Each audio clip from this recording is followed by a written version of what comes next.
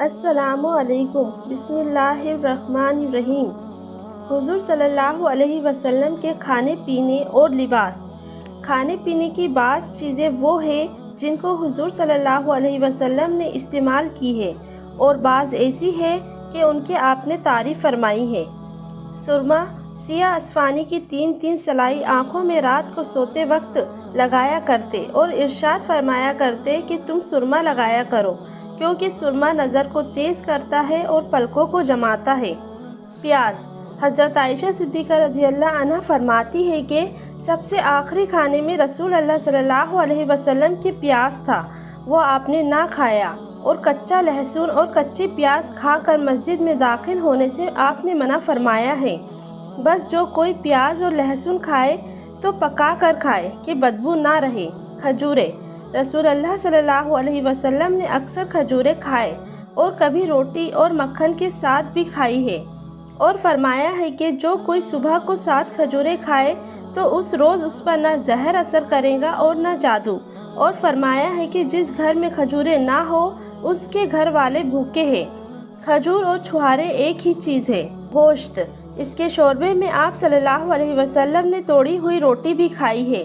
آپ صلی اللہ علیہ وسلم کو پسند تھی۔ مہندی آپ صلی اللہ علیہ وسلم کی جب کوئی پھنسی نکلتی یا کانٹا لگ جاتا تو آپ صلی اللہ علیہ وسلم اس پر مہندی لگاتے۔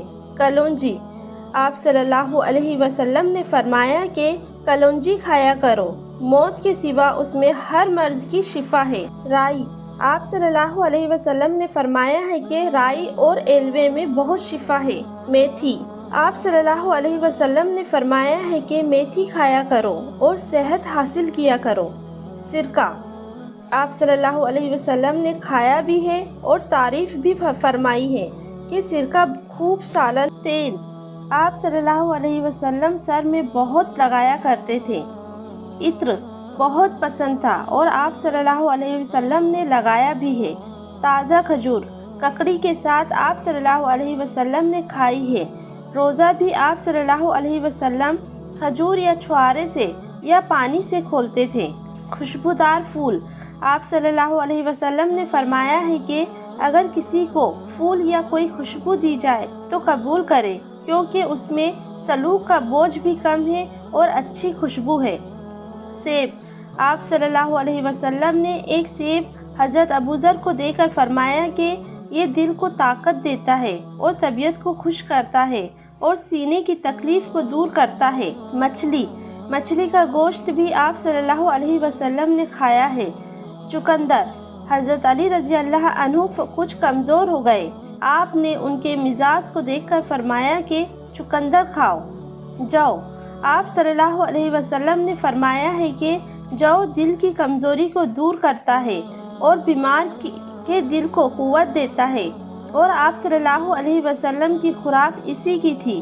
بھنا ہوا گوشت آپ صلی اللہ علیہ وسلم نے کھایا ہے۔ شہد آپ صلی اللہ علیہ وسلم نے فرمایا ہے کہ جو شخص ہر مہینے میں 3 روز صبح کے وقت چاٹ لیا کرے اس کو کوئی بڑی بیماری نہیں ستائیں گی۔ عجوا مدینہ شریف کی کھجوروں میں سے ایک خاص کھجور ہے۔ آپ صلی اللہ علیہ وسلم نے فرمایا ہے کہ عجوا جنت سے ہے اور وہ زہر کے اثر کو دور کرتی ہے۔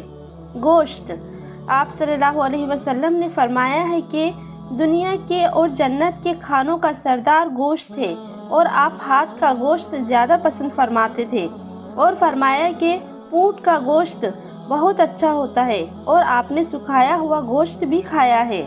خرگوش اس کا گوشت بھی آپ صلی اللہ علیہ وسلم نے قبول کیا ہے اور صحابہ کو اس کے کھانے کی اجازت دی تھی۔ دودھ آپ صلی اللہ علیہ وسلم نے پیا ہے اور دودھ کی تعریف فرمائی ہے کہ دودھ کے سوا کوئی چیز مجھ کو ایسی معلوم نہیں کہ جو کھانے اور پینے دونوں کے لیے کافی ہو جائے، اور آپ نے دودھ پی کے کلی بھی کی ہے۔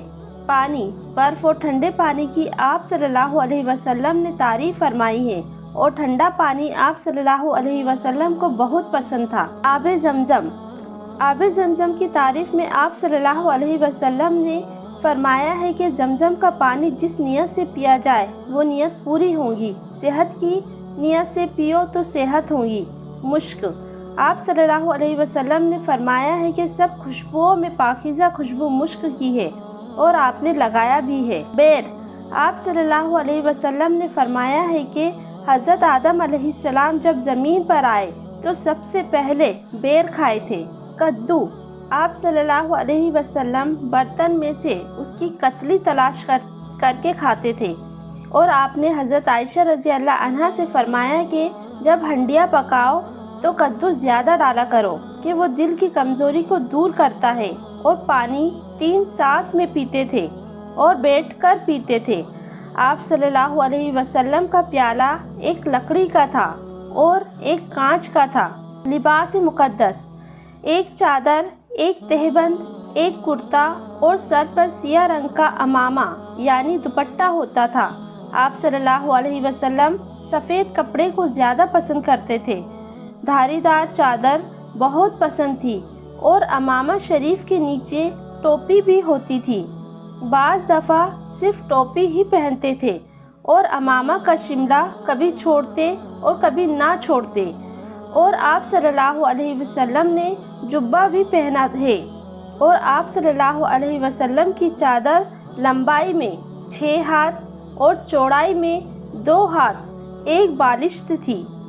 حدیثوں میں آیا ہے کہ سادہ اور پھولدار چادر دونوں قسم کی پہنی ہے، اور پاجامہ آپ صلی اللہ علیہ وسلم نے خریدا ہے، اور بعض روایت میں آیا ہے کہ پہنا بھی ہے، اور آپ صلی اللہ علیہ وسلم کے پاس 2 چادریں سبز دھاری کی اور ایک خیز کالی دھاری کا اور ایک خیز سرخ دھاری کا اور کمبل تھا، اور کرتا شریف سوت کا جس کا دامن اور آستین لمبے اور کھلے ہوئے تھے، اور آپ صلی اللہ علیہ وسلم نے السی کی چھال کا اور اون کا کپڑا بھی پہنا ہے، مگر زیادہ تر سوت کا کپڑا پہنتے تھے اور قیمتی کپڑا بھی پہنا ہے۔